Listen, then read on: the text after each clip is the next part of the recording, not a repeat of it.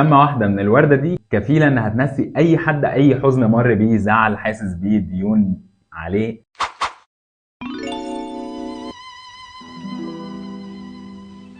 كان يا مكان في قديم الزمان وفي مملكة بعيدة عاش أمير ذكي ووسيم حياة سعيدة. مملكة الأمير ده ما كانتش أكبر مملكة ولا أغنى مملكة، ولكن كانت كبيرة وغنية كفاية إنه يقدر يتقدم لأي أميرة في الممالك اللي حواليه بقلب جامد. ولكن ابننا كان عينه على بنوتة معينة، بنت في مقتبل العمر جميلة ورقيقة، بنت حسب ونسب، والبنت دي كانت بنت الإمبراطور. وفي يوم من الأيام الأمير قرر يتقدم لها، ولأنه ابن أصول مش هيدخل عليها إيده فاضية، فالأمير كان عايز يجيب لها هدية غالية جدا، حاجة أغلى من البنين لا تقدر بثمن، حاجة تسحرها وتبهرها. فبعد تفكير عميق الأمير رسي على الهدايا اللي هيجيبها للأميرة. هدية رقم 1 كانت شجرة الورد اللي على قبر أبوه. إيه المميز في شجرة الورد دي؟ أنا أقول لكم. شجرة الورد دي كانت بتطرح وردة كل 5 سنين، معاقة يعني عشان كده مميزة هيديها لها؟ لا، خلال ال5 سنين دول الوردة دي كانت بتبقى أحلى وردة ممكن أي حد يشوفها في حياته. شمة واحدة من الوردة دي كفيلة إنها تنسي أي حد أي حزن مر بيه، زعل حاسس بيه، ديون عليه، اقساط جمعيات محتاج يدفعها،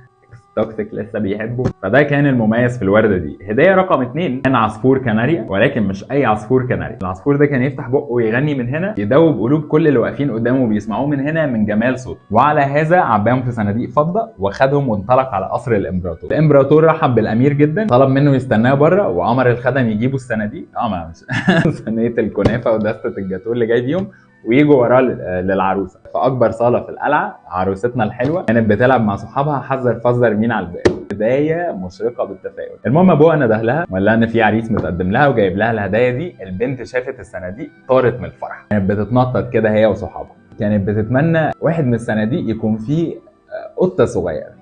والله هي القصه كده. المهم الامبراطور طلب من الخدم يفتحوا اول صندوق. اول ما فتحوا اول صندوق وخرج منه شجره الورد وكل اللي واقفين شموها نسيوا اي احزان، كانوا في قمه الفرح. العروسه باصحابها، الامبراطور بالخدم، كانوا في قمه السعاده. الامبراطور اعجب جدا، انبهر بهديه الامير، ولما سال العروسه عن رايها قالت له انها فعلا حلوه جدا واجمل ورده شافتها في حياتها. الحمد لله انها بلاستيك. يا عبيطه بقى من اول. الحمد لله انها بلاستيك، لو طبيعيه في الزباله سويت عيش، فالحمد لله انها ورده بلاستيك. الامبراطور استغرب سلامه الشوف، واما وضح لها ان دي ورده حقيقيه اميره ركبها 60 عفريت. ليه وليه؟ ازاي تجرأ بس شجره عشاني انا ما استاهلش؟ قعدت تصرخ وطلبت منهم يرموها في الزباله. ايه دي؟ ورده كانت على قبر ابوه في الزباله. الورده اللي بسطتكم دي كلها في الزباله. ده مبدئيا. ثانيا البقف اللي بره ده اطلعوا قولوا له ما عندناش بنات للجواز. ايه هدايا تانية لسه؟ لحظة واحدة. بلاش نظلمه. يا ترى بقى الصندوق التاني فيه ايه؟ سألوا الامير وهو واقف تحت قدام باب القلعة شايف الشجرة اللي كانت على قبر ابوه متحدف من الشباك فوق كده.